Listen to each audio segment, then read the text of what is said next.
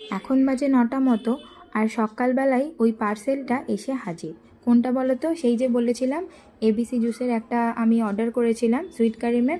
ওটা না মিল্ক দিয়েও খাওয়া যায়। আমি মেনলি মিমোকে খাওয়াবো বলেই এনেছিলাম, সাথে সাথে ওনা খেলে আমিও খেয়ে নিতাম।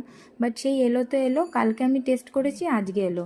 নইলে চেষ্টা করতাম যদি অর্ডারটা ক্যান্সেল করে দেওয়া যায়, কারণ বাড়িতে বানিয়ে আমি দেখলাম যে বেশ ভালোই খেতে। শুধু একটু জাস্ট ওই বিটরুটের স্মেলটা জাস্ট আসছিল, আদারওয়াইজ কিন্তু ওটা ভালোই খেতে, খুব একটা খারাপ টেস্ট কিন্তু নয়। মিমোকেও জোর করলে হয়তো একটু খেয়েই নিত, বাট এটাও খুব খারাপ তো আসেনি। মিল্ক মেড মানে দুধটা একটু গরম করে তার সাথে মিশিয়ে খাওয়ানোই যাবে, ভালো জিনিস। মিমোকে ট্রাই করব, যদিও খেয়ে নেয় ভালোই হবে। আর তারপর ব্যস্ততার মধ্যে না আর কোনো রকম কোনো ভিডিও শ্যুট আমি করতেই পারিনি, তাই সন্ধ্যাবেলা একটু টাইম পেয়েছিলাম, করছিলাম একটু চিকেন রাইস।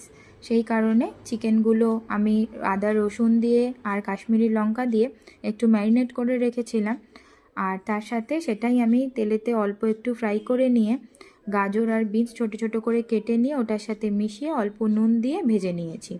আর ভাত তো যেরকম বাড়িতে রেডি নর্মাল রাইস থাকে সেটা দিয়ে, আর আমি এর মধ্যে মেশাবো একটু লাস্টে গোলমরিচ। অন্য কোনো রকম কোনো স্পাইসেস আমি অ্যাড করব না, কারণ এমনিও ও পছন্দ করে না খুব একটা এক্সট্রা কোনো ফ্লেভার। তো এটাই দিয়েছিলাম টিফিনে।